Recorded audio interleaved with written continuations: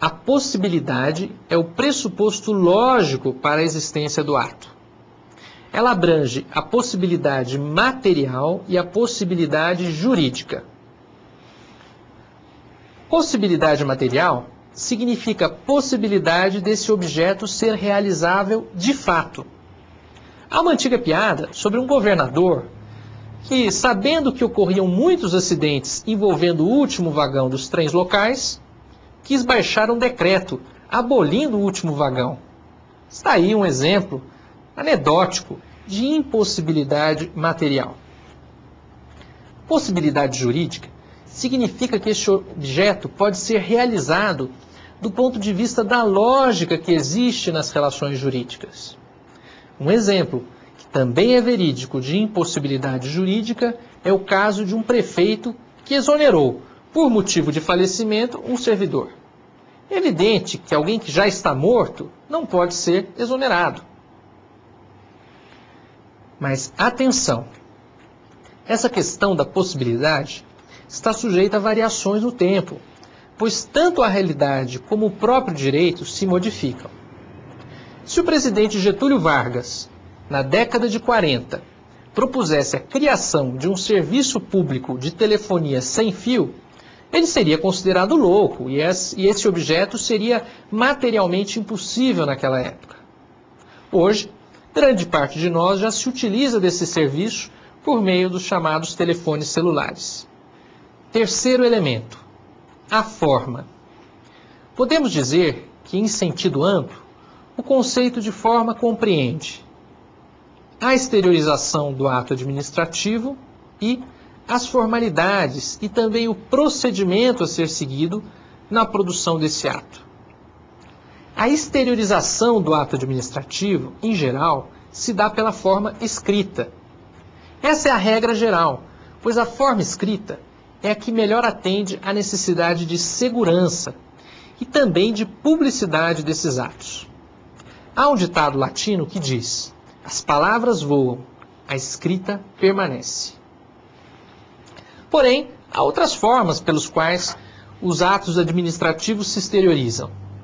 Você já pensou que, ao dirigir seu carro, você deve obedecer às placas de trânsito e aos semáforos e que eles são atos administrativos dirigidos a você? São comandos, criam obrigações para aquele que está dirigindo. Também o guarda de trânsito, ao apitar e gesticular, está dando um comando de forma sonora e gestual. Isto também é um ato administrativo. O aspecto essencial a ser ressaltado, no que tange à forma, é a sua natureza instrumental. Ela não é um fim em si mesma. Ela é um meio para que o ato seja conhecido pelos cidadãos e que ele possa produzir seus efeitos. O mau burocrata é aquele que inverte essa ideia e considera que a forma é mais importante do que a própria finalidade do ato. Por essa razão, se diz que na administração deve-se adotar uma postura de formalismo moderado, que alguns autores também mencionam como princípio do informalismo, o que não significa falta de formalidades, mas adequação das formalidades à natureza e à finalidade do ato. O que ocorre quando há um vício de forma? Ocorrerá então a invalidade do ato, porque não foi observada a forma prescrita pela lei. Porém, os vícios de forma, se não forem muito graves, poderão gerar a convalidação do ato, assunto esse que reservaremos para a próxima aula. Agora, vejamos o quarto elemento, o motivo. Ao falarmos do motivo, devemos diferenciar dois tipos de motivo. O motivo de fato, que é o acontecimento que desencadeia a ação administrativa, e o motivo de direito, que é o comando normativo previsto para a edição daquele ato. Um exemplo para tornar mais clara a explicação. Ao aplicar uma multa ambiental, a administração terá levado em conta um motivo de fato, por exemplo, o corte irregular de uma árvore. E, ao mesmo tempo, um motivo de direito, isto é, a existência de uma norma que diz que aquele fato constitui uma infração que será punida com multa. Diferente do motivo é a motivação, que é a explicitação dos motivos do ato. A motivação faz parte da forma do ato. Quando a lei obriga o agente público a motivar os seus atos, a falta dessa motivação levará, logicamente, à invalidade desse ato, conforme já falamos ao estudar o princípio da motivação. A importância da motivação se revela também pela adoção unânime, pela doutrina e pela jurisprudência, da chamada teoria dos motivos determinantes. Essa teoria nos diz que o agente público, ao expor os motivos adotados para a prática de um ato, vincula o ato a esses motivos. Mas falaremos um pouco mais disso na próxima aula. Por fim, o quinto elemento, a finalidade. A finalidade é o resultado que a administração quer alcançar com o ato. Finalidade essa que deve estar sempre de acordo com o interesse público. Por essa razão, se diz que os atos administrativos devem ter sempre uma finalidade pública. É dever, portanto, do agente público buscar em seus atos a satisfação dessa finalidade pública, que geralmente é apontada pela própria lei e pelos princípios que regem a administração pública, muitos dos quais nós já estudamos.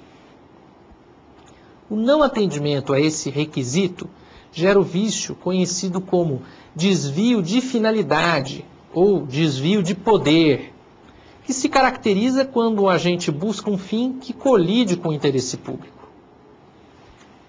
Um exemplo: um prefeito que, por motivos de vingança política, determina a desapropriação da casa de seu adversário. Outro: o governador que determina o cancelamento de multas de uma empresa, porque ela pertence a um companheiro político. Se você quiser, você pode agora procurar na imprensa, na mídia, outros exemplos como esse, que lamentavelmente ainda ocorrem com muita frequência.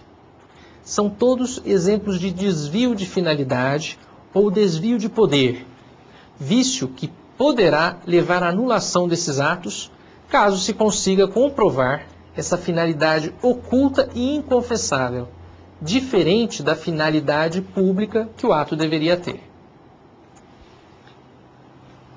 Com o exame da finalidade, concluímos então o estudo dos 5 elementos do ato administrativo e também a nossa aula de hoje. Em nossa próxima aula, quais seriam os temas que nós iríamos abordar? Vamos dar uma olhada? Tributos do ato administrativo, diferença de ato discricionário e ato vinculado, algumas classificações e alguns tipos que também são interessantes que nós tenhamos em nosso estudo, e por fim a extinção, que seria a morte do ato administrativo. Esses são alguns dos temas que nos esperam na próxima aula, que encerra esse capítulo importante do direito administrativo, que é sobre os atos administrativos. Vamos nos preparar e até a próxima.